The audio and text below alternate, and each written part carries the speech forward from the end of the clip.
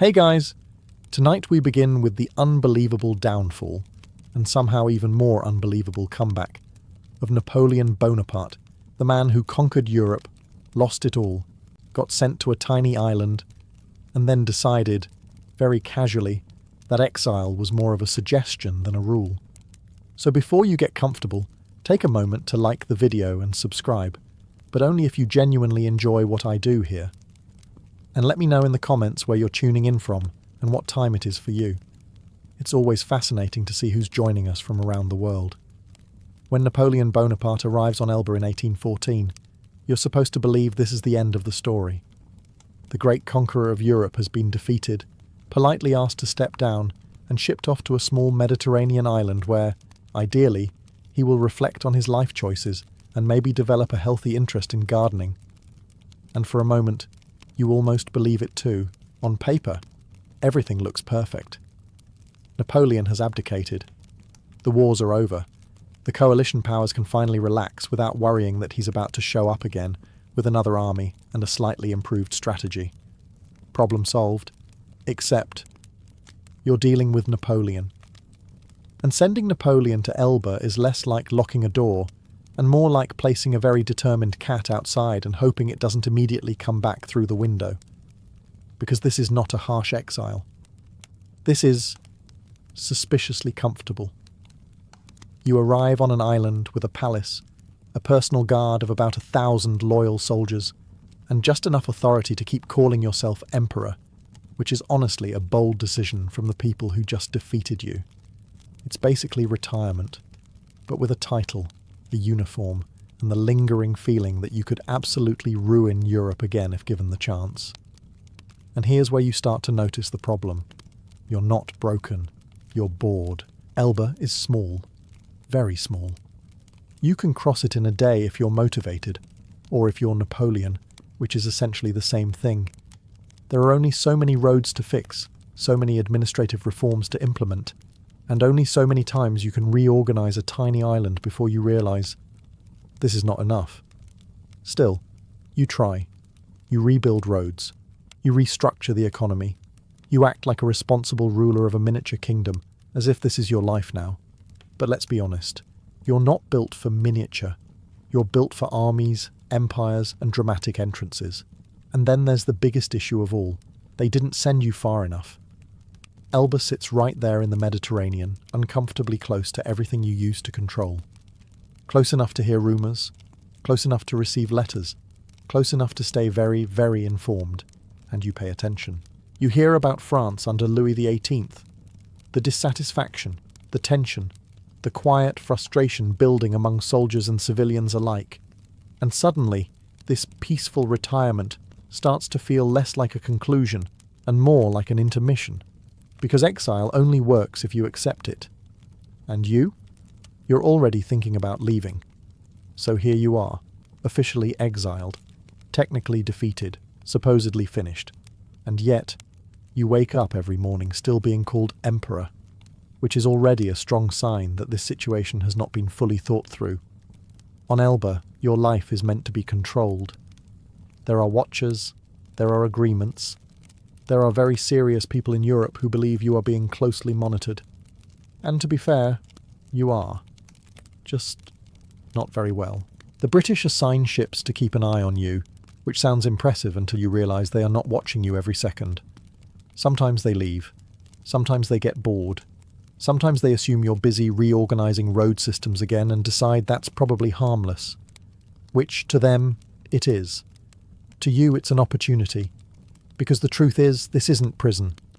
This is house arrest, with a coastline. You walk freely. You inspect troops. You meet visitors. You receive messages. You host dinners. You plan improvements. You exist in this strange middle ground where everyone pretends you're no longer dangerous, and you politely pretend to agree. Meanwhile, you're taking notes.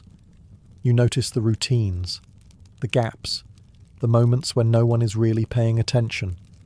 You observe who comes and goes, which ships are nearby, how often they change position. Not obsessively, just professionally. And while Europe relaxes, you do something deeply inconvenient for them. You stay sharp. You review past campaigns. You think about what went wrong. You replay decisions in your head, not with regret, but with calculation. Because you're not asking, why did I lose? You're asking, what would I do differently next time? And that question alone is already a problem. But then the news starts arriving. France is unstable. Under Louis XVIII, things are underwhelming. Soldiers are unhappy. Officers feel sidelined. The public is quietly losing patience. And suddenly, your exile feels less secure. Not because you're in danger, but because opportunity is getting closer. Because if France is dissatisfied, then France might be willing to listen. And if France is willing to listen, then you're no longer a prisoner. You're just temporarily elsewhere. At some point, you stop pretending this is permanent. You've fixed the roads. You've reorganized the island. You've inspected the troops so many times they could probably do it without you. There's nothing left here that matches the scale of what you used to be. And that's the problem, because you don't think small. You never have. So instead of settling into exile like a reasonable, defeated former emperor, which, let's be honest, was never really your brand, you start doing what you do best. You plan, quietly at first, casually, as if you're just thinking things through to pass the time. But the thoughts become more structured, more precise, less what if, and more when. Because now you have something you didn't have before. Information. News continues to reach Elba, and none of it is particularly encouraging for the new regime in France. Under Louis XVIII, things are shaky. The monarchy has returned, but it feels out of place. Like someone tried to restore an old painting over a wall that had already been rebuilt. The soldiers miss you. Which is a sentence that should worry absolutely everyone involved. Many of them had fought under you for years. They remember the victories, the promotions, the sense that they were part of something unstoppable. Now they're back under a king who didn't earn their loyalty in the same way. And soldiers, as it turns out, are not easily convinced by nostalgia alone. They want leadership. And you happen to specialize in that. So you start asking yourself a very dangerous question. What if you went back? Not in theory. Not someday. Soon. Because here's the thing. You don't need to conquer France again. You just need to walk into a situation where people are already unhappy and give them something to believe in. And the more you think about it, the less impossible it sounds. The island feels smaller. The idea feels bigger. And suddenly, exile doesn't feel like the end of your story. It feels like the setup. Because while Europe believes you've been removed from the game, you're already studying the board. And this time, you're not planning a war. You're planning a return. By now, you're no longer adjusting to exile. You're running intelligence operations on a Mediterranean island with a population smaller than one of your former armies, which, honestly, feels much more on brand. Because while Europe is busy congratulating itself for finally getting rid of you, you're quietly building something far more dangerous than an army. Awareness.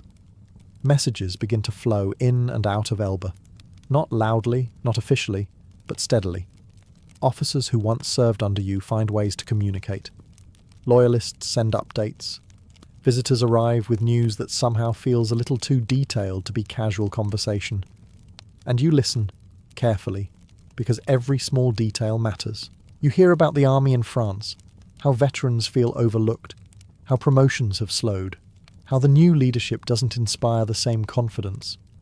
You hear about civilians growing frustrated, about policies that feel disconnected, about a king who is trying to restore the past in a country that has already moved on. You don't need everything to be perfect. You just need enough people to be dissatisfied. And from what you're hearing, that box is already checked. So you start organizing the information, not on paper, because that would be inconvenient if discovered, but in your head. Patterns, names, locations. Who might support you? Who might hesitate?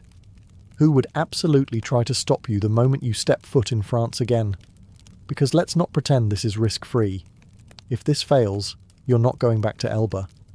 You're going somewhere much worse, somewhere colder, somewhere far enough away that even you couldn't casually drop by France again. So you calculate routes, timing, numbers. How many men would you need? Not to fight a war, but to survive long enough for something else to happen. Because your plan isn't built on force. It's built on something far more unpredictable. Loyalty. Or at least, the memory of it. And that's the real gamble. Because you're betting that when French soldiers see you again, they won't raise their rifles. They'll lower them. Which, if you think about it, is either genius, or the kind of idea that ends very quickly and very badly. But the more information you gather, the more confident you become. This isn't chaos, it's opportunity. And now, for the first time since arriving on Elba, you're no longer just thinking about escape. You're preparing for it. By now, you're not just thinking about escape, you're waiting. Because timing, for you, has always been everything. Battles are not won by strength alone. They're won by choosing the exact moment when your enemy is distracted, divided, or just slightly overconfident. And right now, Europe is all three. At the Congress of Vienna, the great powers of Europe are busy doing what they do best. Arguing. Borders, influence, titles, who gets what, who deserves more after defeating you. It's less a unified strategy, and more a very tense negotiation where everyone smiles politely while quietly disagreeing with everything. Which means one thing: no one is paying full attention to you. And that is exactly the kind of situation you thrive in. Because while they redraw maps in elegant halls, you're looking at a much simpler question. When is the worst possible moment for them? And the answer is obvious. Now. Because, think about it, you don't need Europe to be weak. You just need it to be busy. If they're united and focused, your return gets crushed immediately. If they're distracted, slow to react, and slightly confused about what's happening, you get time. And time is all you need. But timing isn't just about Europe. It's about France. And France is ready. You've heard enough. Soldiers are unhappy. Officers feel ignored. The monarchy under Louis XVIII is stable on the surface, but underneath, it's fragile. And fragile systems don't need a full invasion. They just need a push. So now the plan starts to feel real. Not distant, not hypothetical. Real. You begin narrowing things down.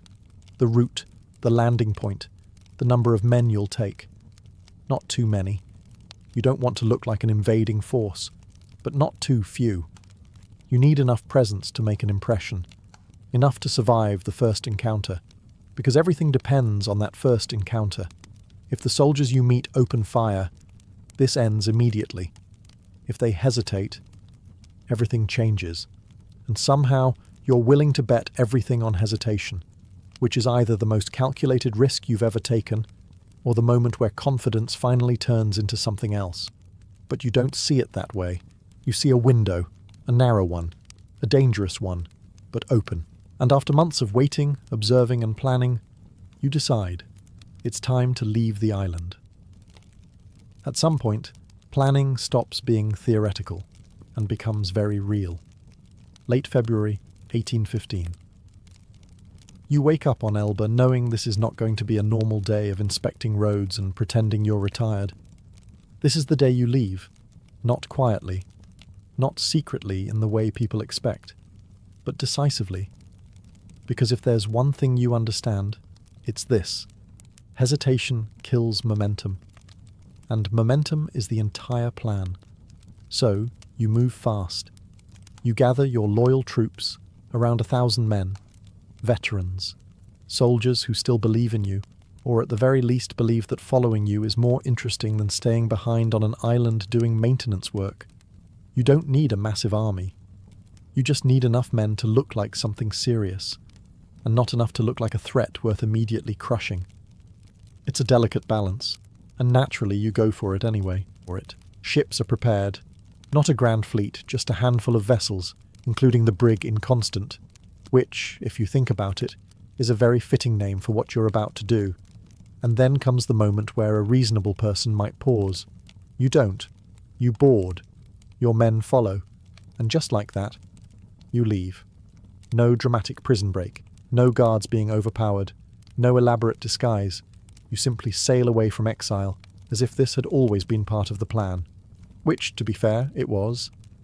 And the British ships that were supposed to be watching you? They miss it. Or they react too late. Or they assume that a former emperor calmly sailing away from his assigned island couldn't possibly be doing what it very obviously looks like he's doing. Because the idea is ridiculous. You, defeated, exiled, outnumbered, are heading back toward France. Not to negotiate, not to visit, but to take everything back. And from the outside, it makes no sense, which is exactly why it works. Why? Because while everyone else is still thinking in terms of what's reasonable, you're already moving in terms of what's possible. The island fades behind you. The sea stretches ahead. And for the first time since your exile began, you're no longer contained. You're in motion. And once you're in motion, stopping you becomes a lot harder than anyone in Europe is about to realize. Now comes the part where your entire plan should fall apart. Because escaping Elba is one thing. Crossing the Mediterranean without being intercepted is another. This is not an empty sea. It's watched, patrolled, controlled by the same powers that just spent years trying to get rid of you. The British Navy alone is enough to ruin your entire comeback before it even begins. And yet, you keep sailing, which means one of two things. Either you are incredibly lucky, or everyone else is incredibly unprepared. Probably both. Your small flotilla moves north, hugging routes that reduce the chance of being spotted. You're not charging forward like a conqueror. You're slipping through like a man who understands that getting caught now would end everything before it even starts. Because if a British ship intercepts you, this story becomes very short. Napoleon tried to escape. It didn't work. End of legend. But that doesn't happen. Instead, something almost absurd unfolds. Ships pass. Opportunities to be discovered come and go. And somehow, no one stops you. Part of it is speed. Part of it is timing. But a large part of it is something far more dangerous. Disbelief. Because even if someone did see you, would they immediately assume what you were doing? A former emperor calmly sailing back toward France with 1,000 men, planning to reclaim power? It sounds insane. And people tend to underestimate things that sound insane, which, for you, is incredibly convenient. On board, your men are quiet, focused. They know what's at stake. There's no guarantee of success, no promise of reinforcements, just a shared understanding that they are either about to make history or disappear into it. And you remain calm, because this part, the movement, the risk, the narrow escape, that's familiar territory. You've gambled before. You've taken risks that didn't make sense on paper. And more often than not, they worked. So you keep going. The coastline of France draws closer. Every mile increases the stakes. Every hour reduces the chance of turning back. Not that turning back was ever really an option. Because once you left Elba, this stopped being an escape. It became a return. And now, as the land begins to appear on the horizon, you're about to find out whether your greatest gamble is about to pay off, or collapse the moment your boots touch French soil. Eventually the coastline appears, and just like that, this stops being a bold idea, and becomes a very real problem. You land near Golfe-Juan on March 1st, 1815. No Grand Armada, no overwhelming force. Just you, 1,000 men, and a plan that relies almost entirely on other people not shooting you, which, when you say it out loud, is not exactly comforting. Because let's be clear, you are not invading France. You are walking into it, and technically, France is not on your side. There is a king. There is an army. There are orders, very clear orders, to stop you, immediately, preferably before this turns into something embarrassing for everyone involved. So the moment you step onto French soil, everything changes. The safety of the sea is gone. The island is far behind you. And now every step forward increases the chance that this ends in a very short and very final confrontation. But you don't hesitate. Of course you don't. Instead of heading straight to Paris along the obvious coastal routes, where royalist forces are stronger and more organised, you make a decision that feels less dramatic but far more intelligent. You go inland, through the mountains. It's slower, harder, less predictable, which is exactly why you choose it. Because this isn't about arriving quickly, it's about arriving alive. The route you take will later be known as the Route Napoleon, which sounds impressive now, but at the time, it's just a difficult path through terrain that gives you one advantage: control. Fewer troops, fewer checkpoints, fewer chances for a large, organised force to block you before your plan has a chance to unfold. And that's the key. Because your success doesn't depend on winning battles. It depends on avoiding them, at least at the beginning. You march with your men, not as an invading army, but as something far more confusing: a returning emperor, which is not a category most soldiers are trained to deal with. And as you move forward, word begins to spread. You've landed. You're marching. You're coming back. And somewhere ahead, French troops are preparing to meet you, to stop you, to end this before it gets out of control. Which means the next encounter will decide everything, because if they fire, this story ends here. But if they don't, then what you're doing stops looking impossible and starts looking inevitable. This is it. The part where your plan is supposed to collapse in a very loud, very final way. As you move inland from Golfe Juan, word spreads faster than you do. Royal troops are mobilized. Orders are issued. Stop Napoleon. Arrest him. End this immediately before it turns into something much worse. Which, to be fair, it already is. And eventually, it happens. Near Grenoble, you come face to face with soldiers sent specifically to stop you. Armed, organised, loyal, at least on paper, to Louis XVIII. This is the moment. No more movement. No more planning. No more careful positioning. Just you and them. And logically, this is where it ends. Because they have orders. They have numbers. They have every reason to open fire the moment they see you. So what do? You walk forward. Alone. No shield. No dramatic backup plan. No hidden strategy waiting to activate. You just walk. Which is either the most confident move in history or the fastest way to get yourself shot. Your men watch. The soldiers watch. Everyone is waiting for the same thing. The first gunshot that will decide how this ends. And instead of stopping at a safe distance, you get closer, then closer, until there is no space left for uncertainty. You open your coat, and you say the line that should not work, but somehow does. If any of you would shoot your emperor, here I am. Now let's pause for a second, because from a rational perspective, this is absurd. You are unarmed, outnumbered, technically an outlaw, standing in front of men who have been ordered to arrest or kill you, and your strategy is emotional pressure, which should fail immediately. But it doesn't. No one fires, not a single shot. The silence stretches. Seconds feel longer than they should. You're standing there, fully exposed, waiting to see if your entire plan ends in this exact moment. And then something shifts. Not dramatically, not all at once, but enough. The soldiers hesitate. And hesitation is everything. Because hesitation turns certainty into doubt. Doubt turns orders into questions. And questions are where you thrive. Because in that moment, they're no longer just seeing an enemy, they're seeing you, their former commander, their emperor, the man many of them once followed into battle. And suddenly, pulling the trigger isn't so simple anymore. Which means your gamble, your entire plan, has just survived its most dangerous test.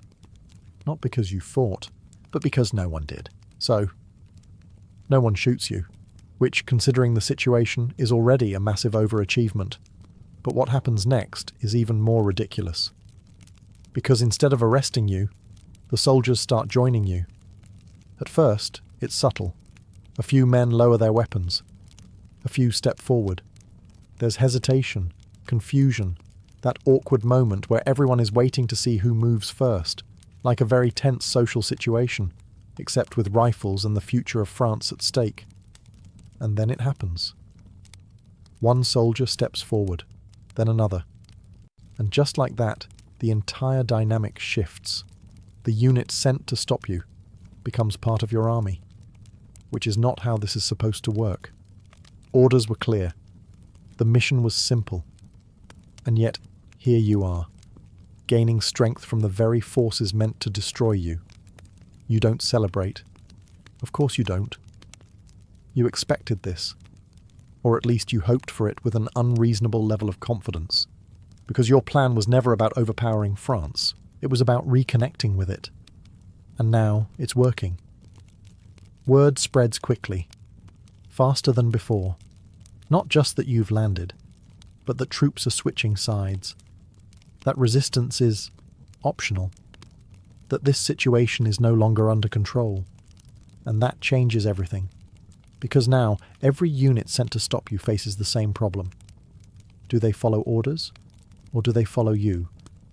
And the more men who join you, the easier that decision becomes. Momentum builds. Not through force, through belief. Which is far more dangerous. Your small force begins to grow, from hundreds to thousands. Officers who once served under you return. Veterans recognize familiar faces, familiar commands, familiar confidence. It feels familiar, which is exactly what you want, because familiarity lowers resistance, and resistance is the only thing standing between you and Paris. Meanwhile, back in the royal court, the situation is starting to look less like a minor inconvenience and more like a full-scale crisis, because you're not being stopped, you're being welcomed. And that's the real problem. Because an invasion can be crushed, a rebellion can be contained, but a leader being re-accepted by his own army? That's something much harder to control, and as you continue marching north, one thing becomes very clear. You are no longer a risk. You are a movement, and movements are very difficult to stop once they start. At this point, things stop feeling risky and start feeling inevitable, which for you is always a good sign, and for everyone else, a very bad one. Because what began as a small, almost absurd march from Golfe Juan is now turning into something much larger. With every mile you move north, your force grows. Not through recruitment posters or dramatic speeches, but through something far more powerful. Recognition. Soldiers don't need convincing. They already know who you are. They've marched under you, fought for you, survived with you. And now, as you appear again, not defeated, not broken, but confident as ever, it feels less like a rebellion, and more like a continuation. So they join, one unit at a time, then several, then entire groups who decide, almost collectively, that opposing you is both difficult and slightly pointless. And just like that, your army multiplies, from 1,000 men to several thousand, to something that starts to look dangerously close to a real force again. And here's the part that makes this even more uncomfortable for your enemies. You're still not fighting. There are no major battles, no dramatic clashes, no moments where you have to prove your strength in the traditional sense, because you don't need to. Every time someone chooses not to resist you, your position becomes stronger. Every time someone switches sides, your return feels more legitimate. And legitimacy is everything, because now, this isn't just a man escaping exile. This is a leader being restored. And that changes how people think. It changes how officers react, how civilians talk, how news spreads. Suddenly, you're not just advancing, you're being anticipated, expected. Meanwhile, the monarchy under Louis XVIII is starting to feel the pressure. Because this isn't happening slowly, it's accelerating. And acceleration is dangerous. Because the faster this grows, the less time there is to respond. Orders become outdated before they can be executed. Troops sent to stop you arrive only to discover there's nothing left to stop. Just more men joining your side. And the snowball keeps rolling. Bigger, faster, harder to control. Until eventually, it becomes clear to everyone watching, supporters and enemies alike, that this is no longer a question of if you will reach Paris, but what happens when you do. And by now, even your enemies are starting to realize something deeply uncomfortable. This isn't collapsing. It's working. By now, the situation has moved beyond manageable. It has officially entered the category of this should not be happening, and yet here we are. In Paris, Louis XVIII is receiving updates that become increasingly uncomfortable with each passing day. At first, it's small things. Napoleon has landed. Napoleon is marching. Napoleon has encountered troops. All expected, all under control. And then the reports change. Napoleon is not being stopped. Napoleon is gaining support. Napoleon is being joined, which is not part of the plan. Because the entire strategy relied on one very simple assumption, that French soldiers would remain loyal to the crown, that they would follow orders, that they would treat Napoleon as a threat, not a returning leader.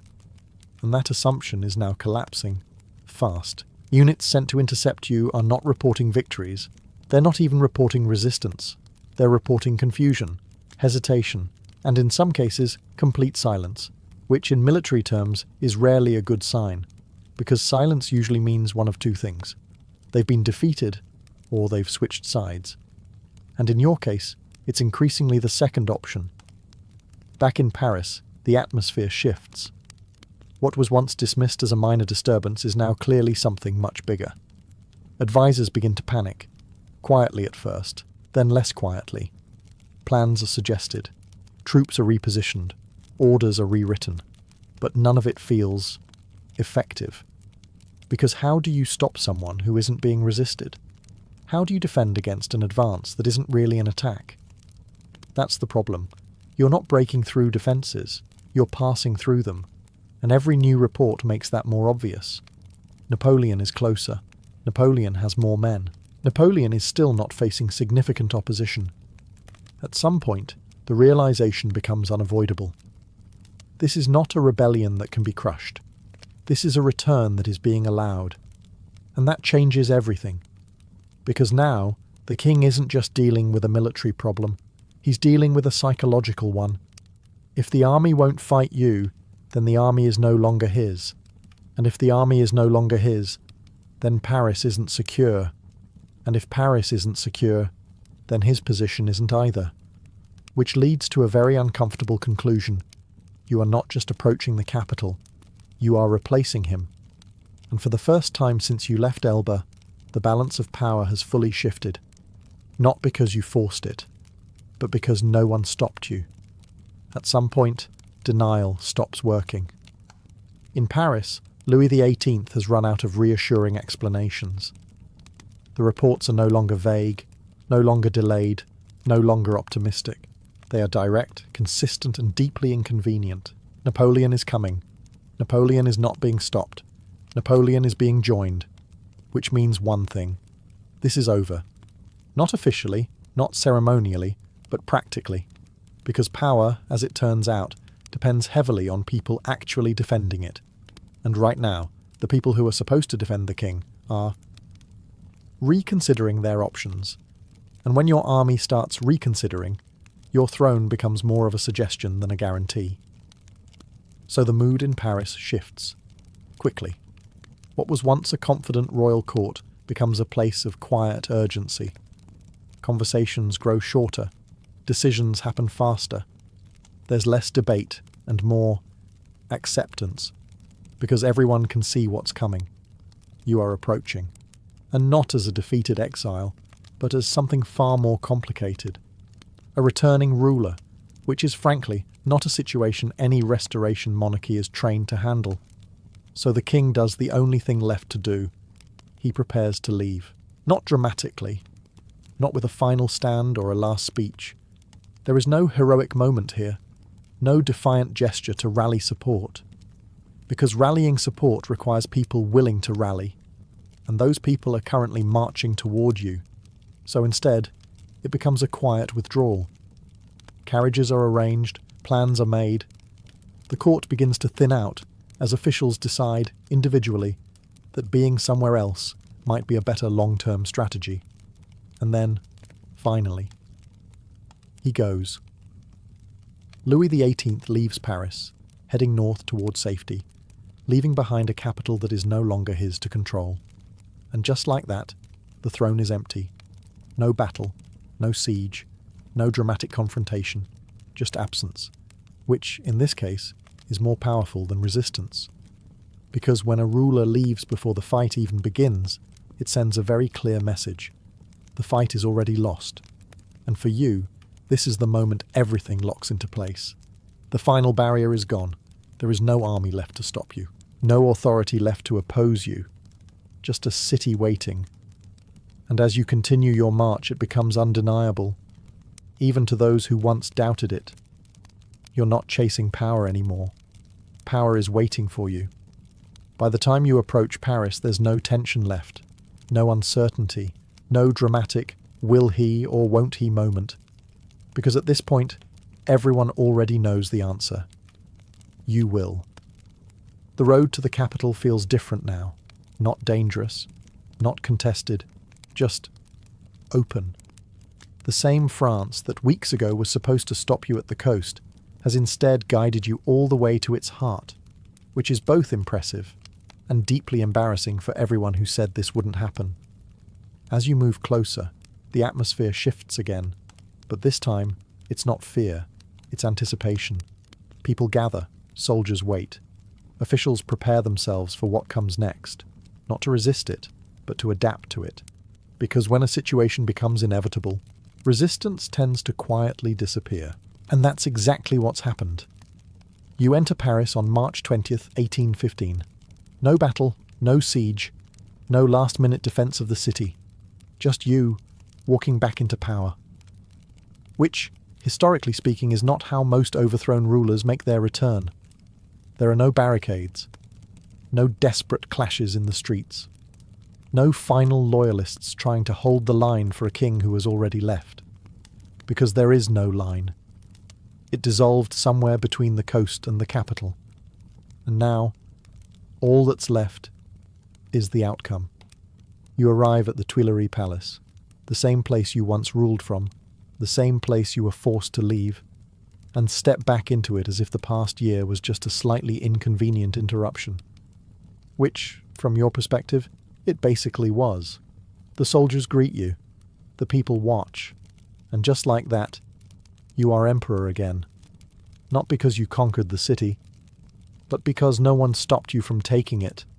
And that's what makes this moment so unusual. This wasn't a victory in the traditional sense. There was no decisive battle, no overwhelming force, no grand display of military power. Just movement, momentum, and a series of decisions, mostly made by other people, not to resist. Which, in the end, is all you needed, because your return wasn't built on strength alone. It was built on timing, confidence, and the very human tendency to hesitate at the exact wrong moment. And as you stand once again in control of France, one thing becomes clear. You didn't just escape exile, you reversed it, completely. And for a brief, almost unbelievable moment, it worked. And just like that, you've done it. You escaped exile, crossed the sea, walked through your own country without being stopped, and took back the throne without fighting a single major battle. Which, if you step back for a moment, sounds less like a historical event, and more like something that should have been rejected in the first draft for being too unrealistic. And yet, here you are, emperor again. But now comes the part that's slightly less satisfying, because this wasn't the end of the story. It was the beginning of a very short, very intense final chapter, what history would later call the 100 Days. And here's the problem. Europe is no longer distracted. Back at the Congress of Vienna, the arguments stop, the disagreements pause, because suddenly everyone has something much more important to focus on. You, again. And this time, they are not underestimating you. They don't debate whether you're a threat. They assume it. Immediately. Armies are mobilized. Plans are drawn. Alliances are reinforced. The same powers that once struggled to coordinate now move with a single shared goal. End this. Properly. This time. And you know it. Of course you do. Because your return was never about long-term stability. It was a gamble. a brilliant one, but still a gamble. You didn't come back because it was safe. You came back because it was possible. And for a moment, a brief, almost absurd moment, you proved that possibility was enough. You bent reality just far enough to walk back into power. But reality has a way of correcting itself, and it's already starting to. Because while France has accepted you, Europe has not, and Europe is coming. Still, none of that takes away from what you've done, because escaping exile is one thing. Anyone can run, but you didn't just escape. You returned. You convinced an entire army not to fight you. You convinced a nation to accept you again. You turned hesitation into victory, and for that short stretch of time, you pulled off something that almost no one else in history has managed. You lost everything, and then simply walked back and took it again, which is either the greatest comeback of all time or the most confident mistake ever made. Probably both. And that's what makes your escape so extraordinary. Not the distance, not the ships, not even the risk, but the fact that you didn't just leave exile behind. You made the world act like it had never happened. You don't find a medieval bestiary. It finds you. Picture this: a cold stone monastery, somewhere far from anything resembling comfort. The air smells faintly of ink, wax, and damp wool. A monk sits hunched over a wooden desk, his back already permanently bent by years of copying words that, frankly, no one alive today would fact-check. And yet, this is important work, because what he's writing isn't just a book. It's the book, a guide to understanding the entire universe, through animals. Welcome to the Medieval Bestiary. At first, you think you understand what's going on. There are lions, sure, wolves, dogs, deer, creatures you could, in theory, encounter without immediately questioning your sanity. But then, just as you start to feel confident, the page turns, and suddenly there's a unicorn. Not metaphorically, just there, casually existing, as if everyone agreed this was normal. And that's your first mistake: expecting logic. In this world, animals are not just animals. They are symbols, lessons, walking, roaring sermons. The lion isn't important because it's real. It's important because it represents Christ. The pelican? It pierces its own chest to feed its young with blood. Is that biologically accurate? Absolutely not. Is it spiritually meaningful? Apparently, yes.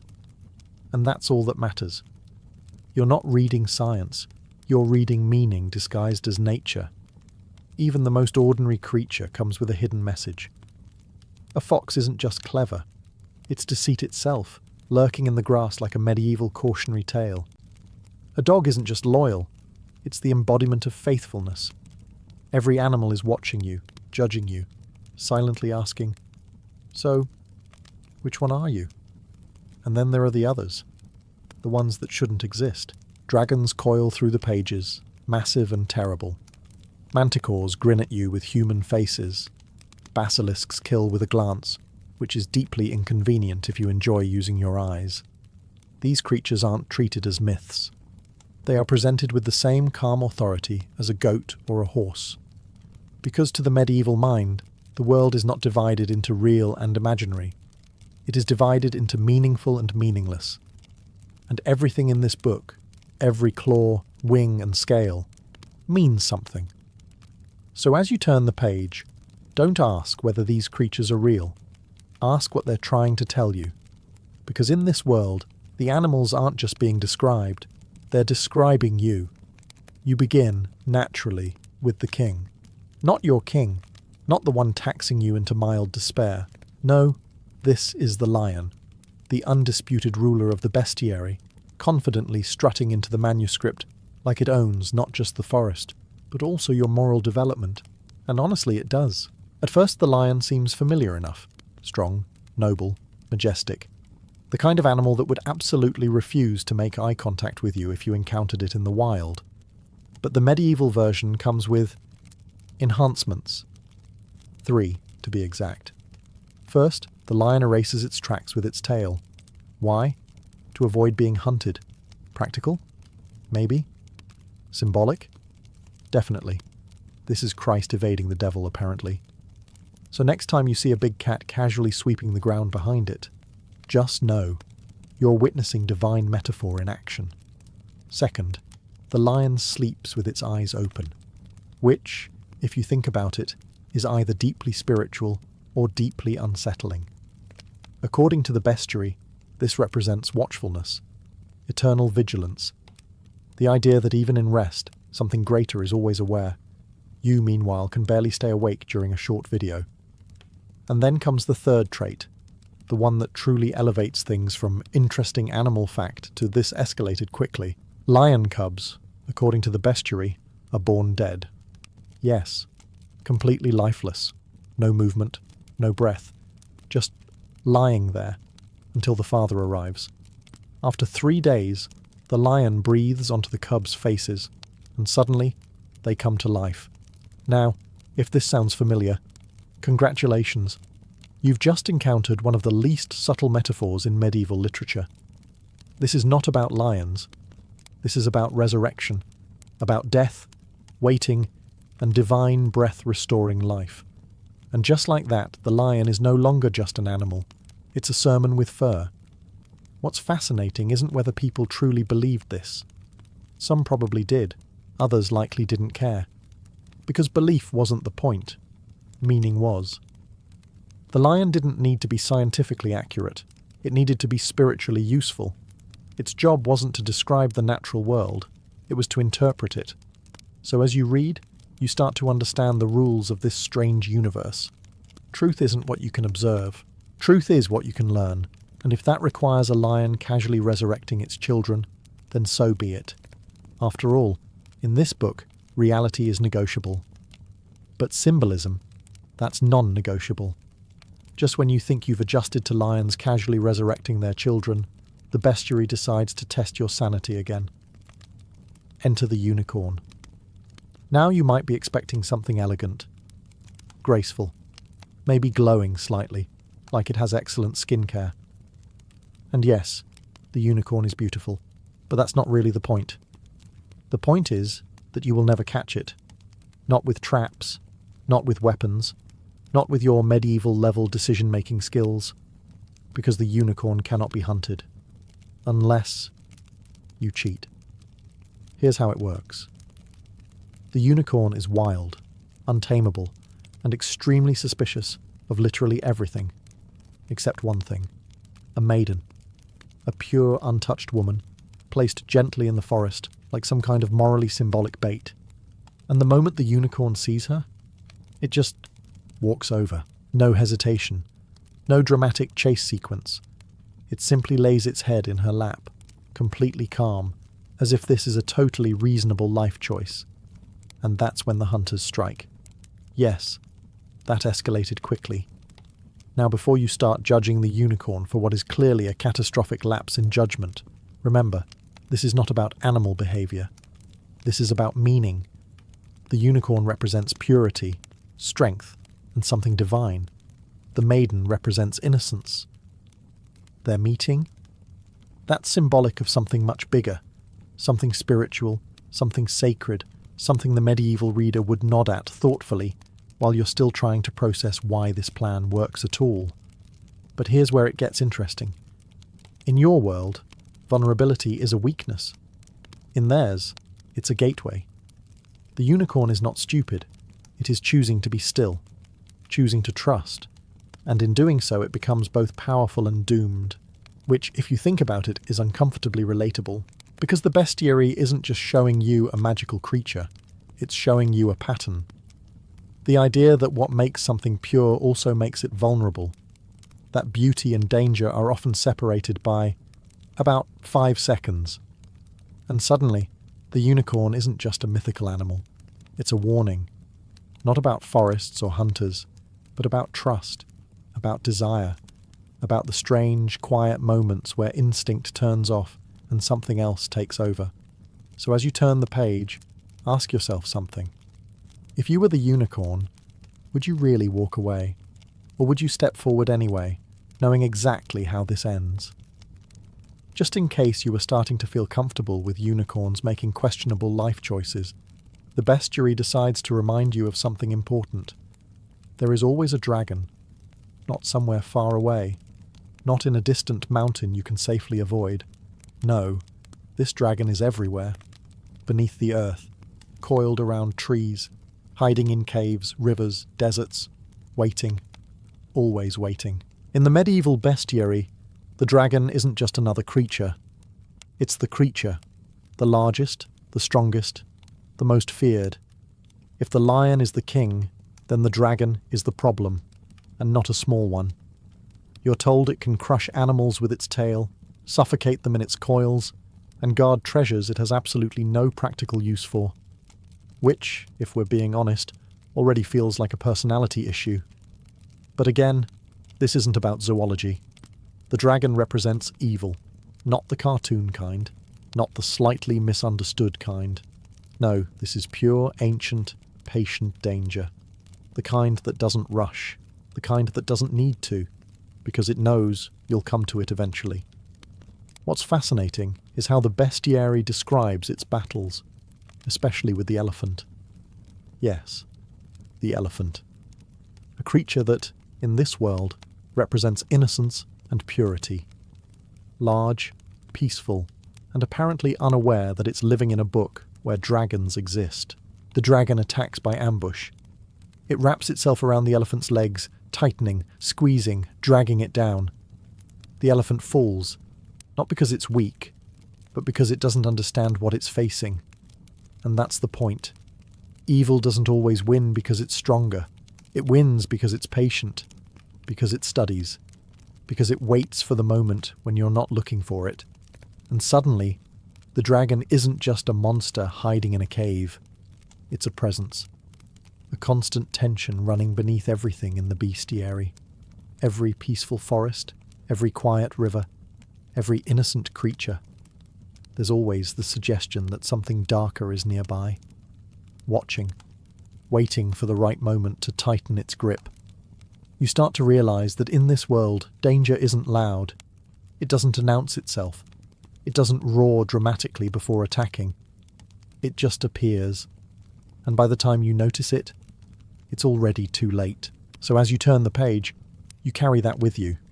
The quiet understanding that no matter how calm things seem, no matter how safe the setting feels, there's always something underneath. And it's been there the whole time. At this point, you've accepted a few things. Lions resurrect their children. Unicorns walk willingly into traps. Dragons are basically everywhere, quietly ruining lives. Fine. You've adjusted. And then the bestiary introduces something new. Something smaller. Something worse. The basilisk. Now, unlike the dragon, the basilisk doesn't need size, strength, or dramatic entrances. It doesn't coil around you or chase you through forests. It doesn't roar. It just looks at you. And you die. That's it. No struggle, no warning. Just eye contact. And suddenly your day is completely ruined. The basilisk is often described as a small serpent, sometimes with a crown-like crest on its head, which is honestly a bold choice for something that kills everything it sees. A tiny king of destruction, wandering around with the confidence of something that knows it doesn't need to prove anything. Because it doesn't. Its power is effortless. And that's what makes it terrifying. You can't fight it. You can't outrun it. You can't even look at it. The moment your eyes meet, the story ends. Not gradually, not heroically, just over. Which naturally makes it perfect for symbolism. The basilisk represents deadly sin, not the loud, obvious kind, the kind that creeps in quietly, the kind you barely notice until it's already done its damage. Pride, envy, corruption. The things that don't need claws or teeth because they work from the inside. And like the basilisk, they don't attack you head-on. They wait for you to look at them. What's even more unsettling is how the bestiary describes the few ways to defeat it. One method involves a weasel, yes, a weasel, being sent into its lair. For reasons no one fully questions, the weasel is immune. It confronts the basilisk, and somehow, against all logic, wins. Another method? A mirror. You force the basilisk to look at itself, and it dies from its own gaze, which, if you think about it, is less of a battle and more of a deeply uncomfortable life lesson. Because suddenly, the basilisk isn't just a creature that kills with a glance. It's a reflection. The idea that some dangers don't come from outside, but from within. That sometimes the most destructive thing you can face is yourself. So as you turn the page, you might feel a little more cautious. Not about what's hiding in the shadows, but about what might be looking back at you. Among the grand beasts and supernatural terrors of the bestiary, the fox appears almost ordinary. No crown, no deadly gaze, no massive coils crushing elephants. Just a small, clever animal with reddish fur and sharp eyes. And yet, it might be one of the most dangerous creatures in the entire book, not because of strength, but because of deception. The fox is described as a master of trickery, a creature that survives not through power, but through performance. When it grows hungry, it does something unexpected. It lies down on the ground, stiff and motionless, as if it were dead. It slows its breathing, lets its body go limp, and waits. Birds, seeing what appears to be a harmless carcass, gather around it. They peck, they circle, they let their guard down. And then, in a single sudden movement, the fox springs to life. Too late. The deception is complete. In the medieval bestiary, this behaviour is not just an observation of animal cunning. It is a moral lesson, carefully constructed and deliberately unsettling. The fox represents deceit, specifically the kind that disguises itself as something harmless, even lifeless. It is falsehood wearing the mask of innocence. What makes the fox particularly effective is not just the trick itself, but the patience behind it. There is no rush, no reckless attack. The fox waits for the exact moment when its prey feels safest, when suspicion fades, when curiosity replaces caution. Only then does it act. This, to the medieval mind, was a powerful warning. Danger does not always announce itself. It does not always arrive with claws bared or teeth exposed. Sometimes it lies still, sometimes it invites trust. And by the time the truth is revealed, the outcome is already decided. The fox becomes more than an animal. It becomes a pattern of behaviour, a symbol of manipulation, of carefully constructed illusions. It reflects a world where appearances cannot be trusted, where what seems harmless may conceal intent, and where the greatest threat is often the one that does not move at all. In a book filled with dragons and basilisks, the fox stands out for a different reason. It does not rely on fear. It relies on belief, and that perhaps is far more effective. Not every creature in the bestiary exists to deceive, destroy, or quietly ruin everything. Some exist to sacrifice. The pelican enters the manuscript with an air of quiet purpose. At first glance it seems unremarkable. A water bird, long-beaked, drifting along rivers and shores. Nothing about it suggests danger, trickery, or supernatural power. And then the story begins. According to the bestiary, the pelican's young are not always obedient. In fact, they are described as striking their parent, wounding it in a moment of wild defiance. The response is immediate and severe. The pelican, in a burst of anger, kills its own offspring. A brutal image. But the story does not end there. After 3 days, the mother returns. Standing over the lifeless bodies of her young, she does something extraordinary.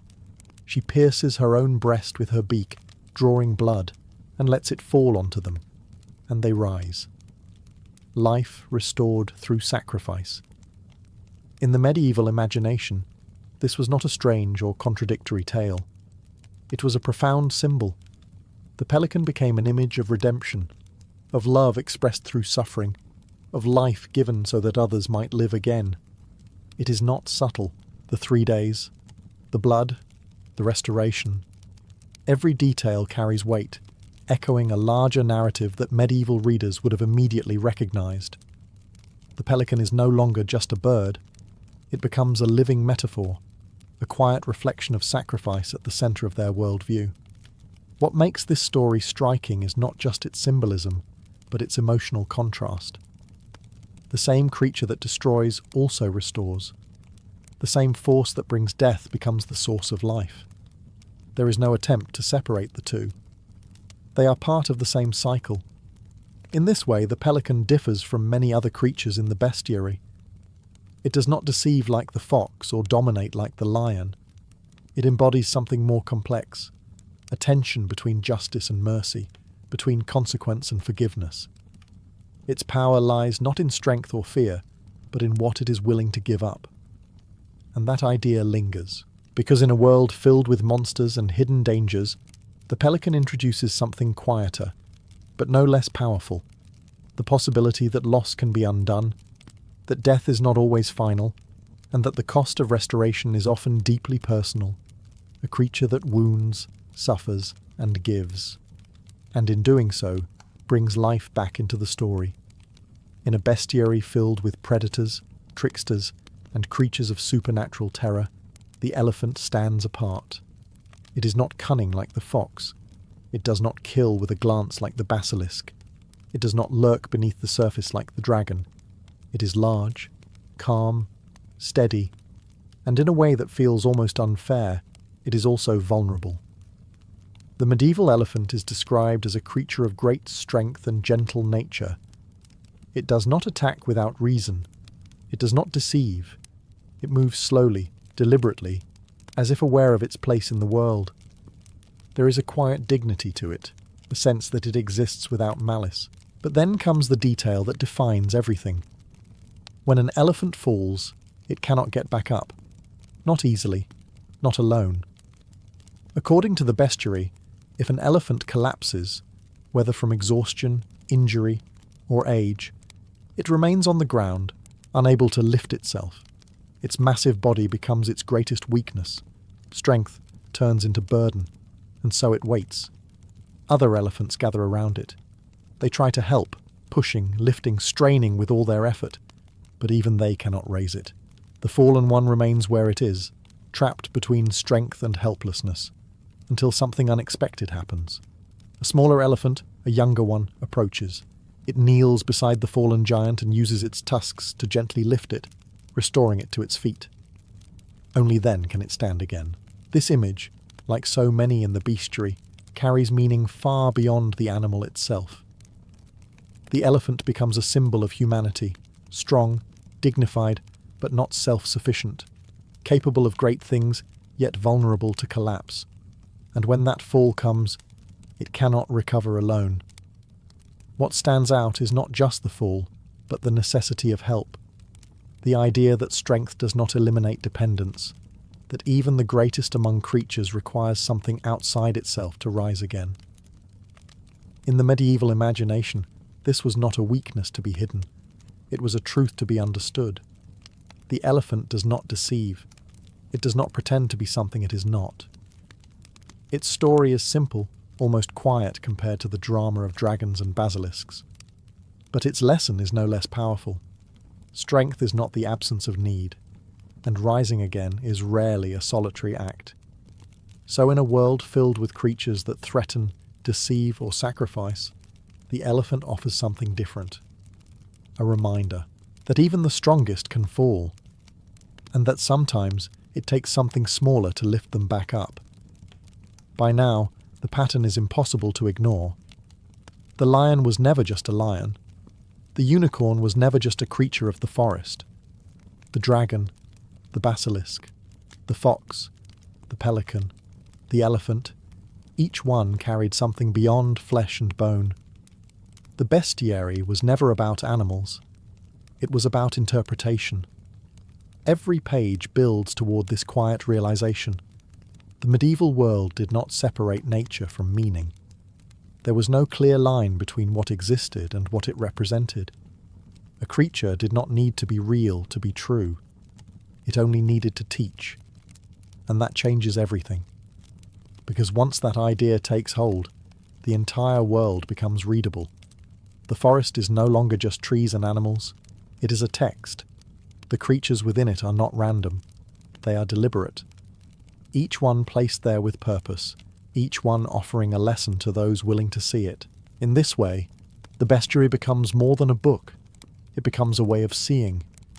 The lion teaches about power and resurrection, the unicorn about purity and vulnerability, the dragon about hidden danger, the basilisk about destruction from within, the fox about deception, the pelican about sacrifice, the elephant about dependence and restoration.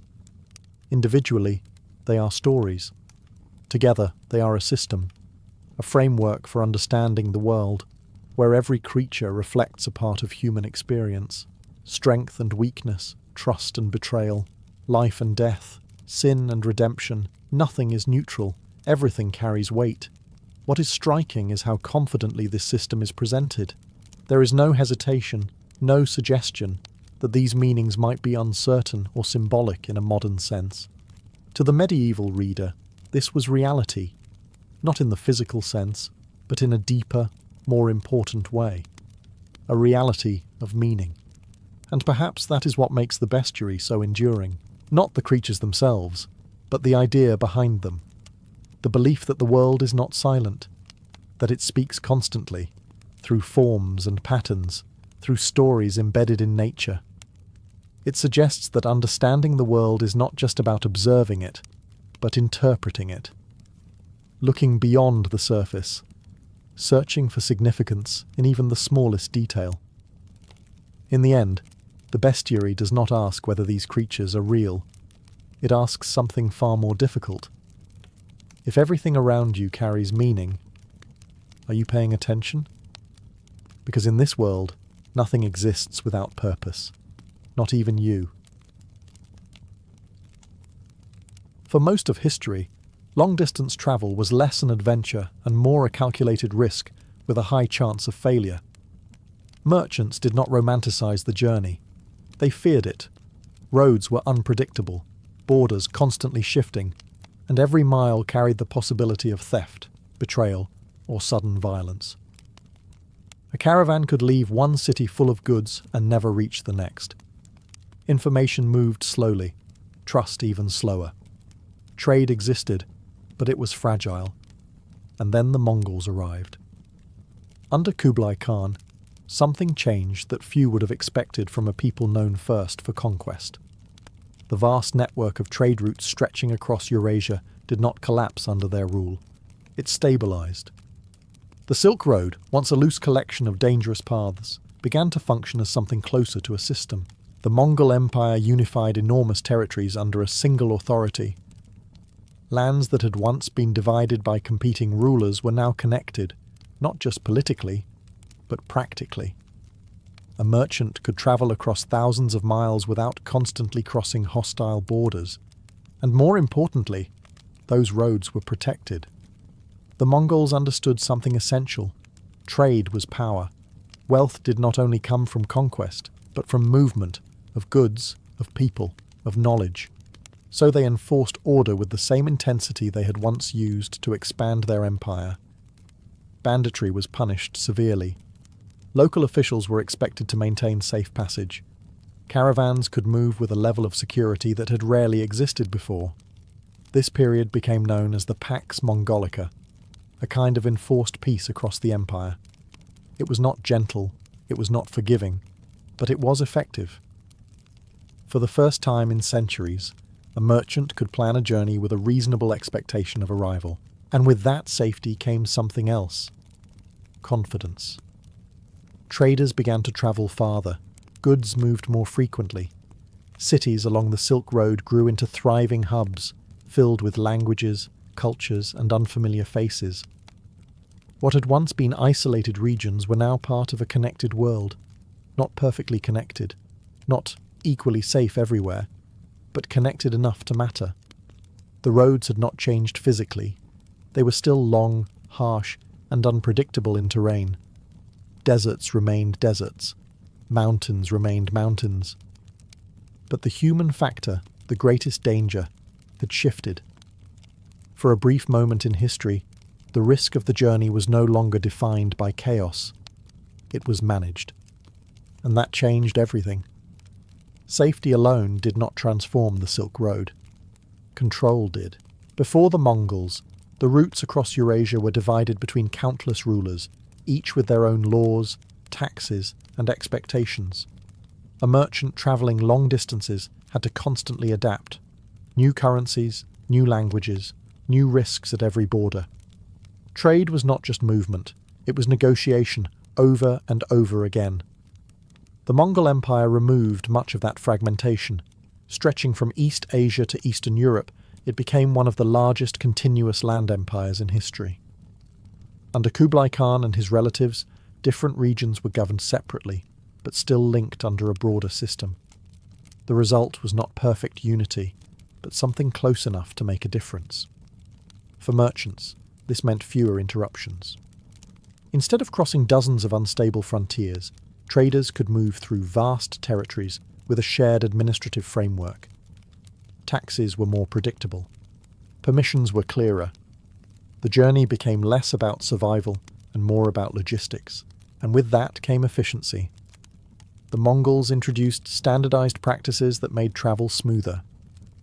Official passes, known as paisa, were issued to trusted individuals, allowing them to move freely and receive assistance along the way. These passes were more than documents. They were guarantees of authority, recognized across thousands of miles. Alongside this, a network of relay stations was established. These stations, placed at regular intervals, provided fresh horses, supplies, and rest for travellers. Messages could move rapidly across the empire, carried by riders who changed mounts at each station. Information, once slow and uncertain, began to travel with surprising speed. For merchants, this system offered something invaluable: predictability. Routes could be planned with greater precision. Supplies could be managed. Communication between distant regions improved. Trade was no longer just a series of disconnected journeys.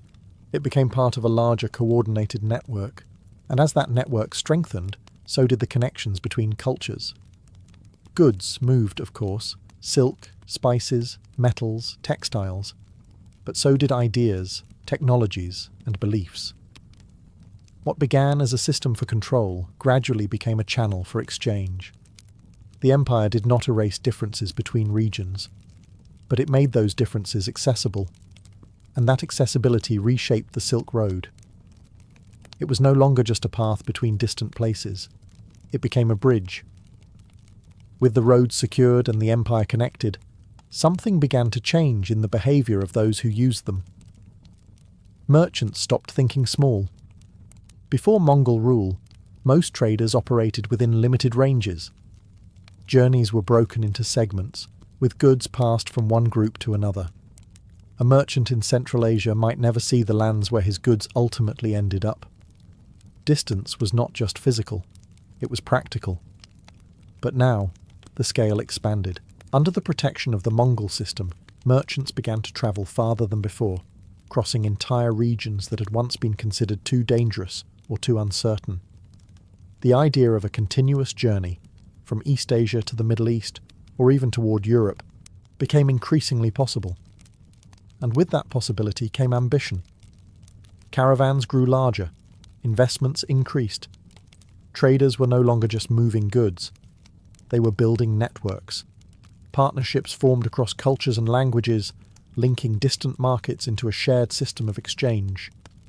Among those who took advantage of this new reality were travellers like Marco Polo, whose journey across Asia became one of the most well-known examples of long-distance travel during this period. While not every merchant travelled as far or as famously, his experience reflected a broader trend. Movement was expanding, but it was not just about distance. Merchants also adapted to the structure of the Mongol Empire. They learned to navigate its administrative systems, to use official passes, to rely on relay stations, and to operate within a framework that, while controlled, offered stability. This required skill. Trade was no longer just about buying and selling.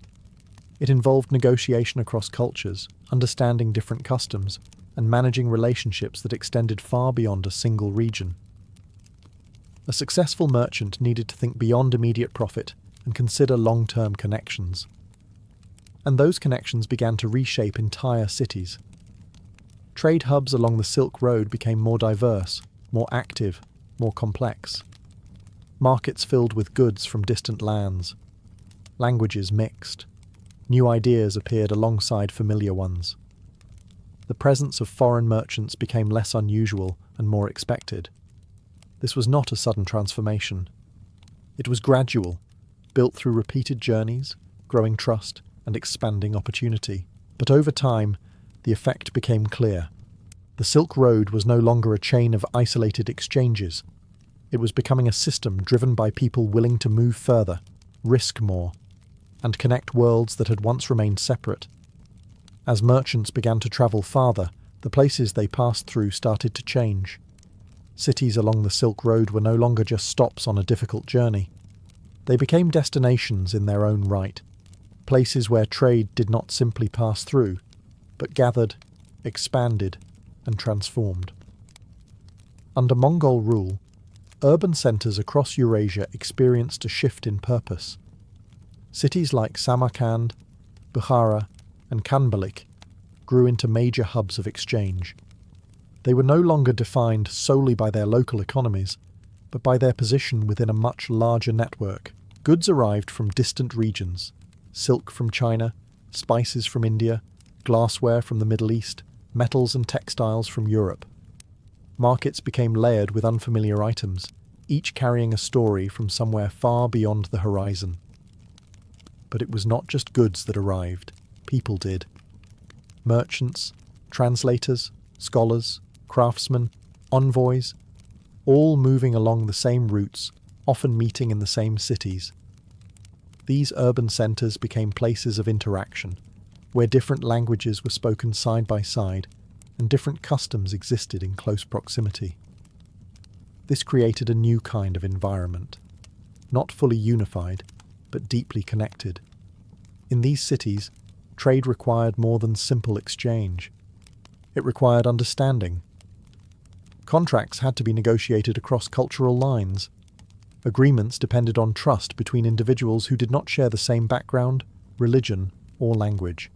And over time, systems developed to support this complexity. Caravanserais, large inns designed for travelling merchants, offered space for rest, storage, and negotiation. These were not just places to sleep.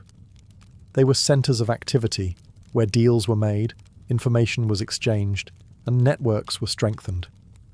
The presence of Mongol authority also played a role. While the empire did not erase local identities, it provided a layer of stability that allowed these cities to function consistently.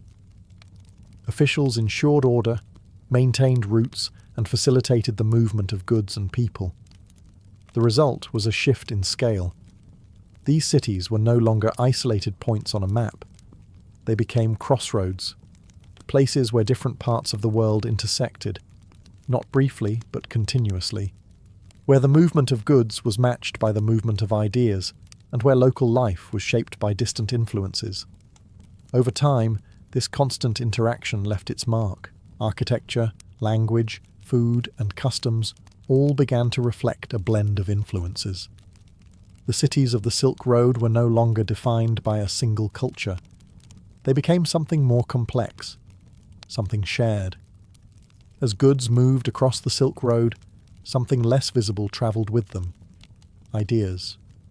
Silk, spices, and precious metals may have filled the caravans, but they were never the only cargo. Every merchant, every traveller, every envoy carried something intangible: beliefs, knowledge, habits, stories. And under Mongol rule, those ideas began to move faster and farther than before. The stability of the empire did not just benefit trade. It allowed communication between distant cultures to happen more consistently. Scholars could travel, religious figures could preach, craftsmen could learn techniques from lands they had never seen before. The Silk Road became more than a trade network. It became a channel of exchange for thought itself. Religions spread along these routes, carried by those who believed in them. Buddhism, Islam, Christianity. Each moved across regions, finding new followers, adapting to new environments. In cities shaped by trade, it was not unusual to find multiple faiths existing side by side, each brought by travellers from different parts of the world.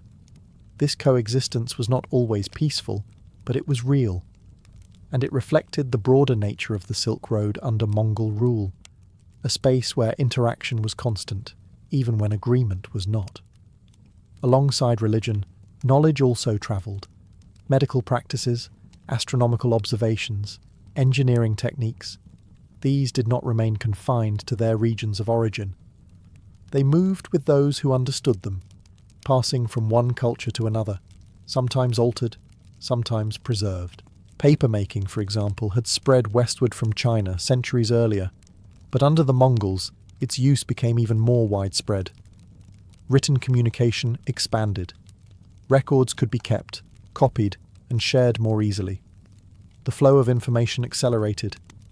Even simple observations about crops, climates, or trade practices could influence distant regions.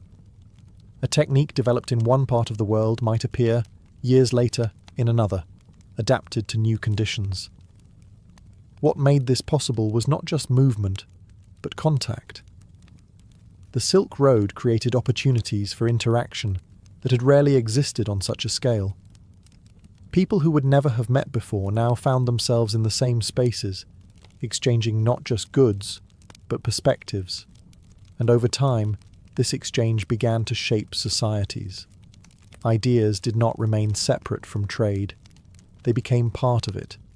The value of a journey was no longer measured only in what was bought or sold, but in what was learned and carried forward. Because in this connected world, influence did not move in a single direction. It flowed both ways. By this point, the movement of goods and ideas might seem almost natural, but it wasn't. It depended on a system, one that had to be maintained constantly, enforced carefully, and understood by those who used it. Without that structure, the Silk Road would have returned to what it had always been: fragmented, risky, unreliable. The Mongols built something different. At the center of this system was control, but not in the chaotic sense of conquest. It was organized, intentional, designed to keep things moving. One of the most important elements was the Yam network, a chain of relay stations stretching across the empire. These stations were placed at regular intervals along major routes, each stocked with fresh horses, supplies, and shelter.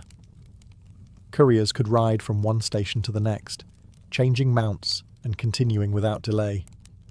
Messages that once took months could now move in weeks, sometimes faster. This network was not limited to official communication. Merchants and travellers with the right authorization could also benefit from it.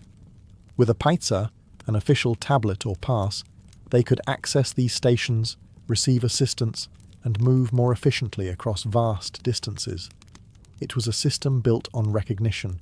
A traveller carrying the proper credentials was not just an individual. They were part of a larger structure, acknowledged and supported across regions that might otherwise have been unfamiliar or hostile. Alongside this, the Mongols implemented systems of taxation and regulation that, while strict, were consistent. Traders knew what to expect. Fees were defined. Routes were maintained. Local authorities operated within a broader framework, reducing unpredictability. This consistency mattered.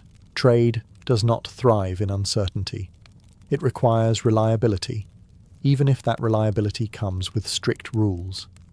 The Mongols provided that stability, not by removing control, but by standardizing it. There was also an understanding of value. The Mongol leadership recognized that merchants were not just individuals seeking profit. They were essential to the functioning of the empire. Their movement connected regions, supplied goods, and facilitated communication. As a result, they were often granted protection and privileges that would have been rare in other contexts. This did not make the system perfect. It was still dependent on enforcement, on the willingness of local officials to follow orders, and on the broader stability of the empire itself. But for a time, it worked. The Silk Road was not just a path across continents. It was an organized network. and that organization made everything else possible.